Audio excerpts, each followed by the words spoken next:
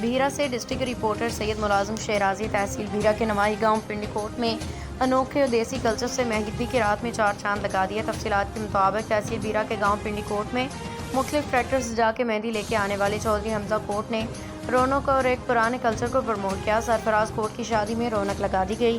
गांव के लोगों ने खूब सराहा। दोस्तों की कसीर तादाद ने शिरकत की, जिसमें 10 से ज़्यादा ट्रैक्टर लेके आने वाले हमजा कोट ने गांव में ट्रैक्टर ही ट्रैक्टर कर दिए।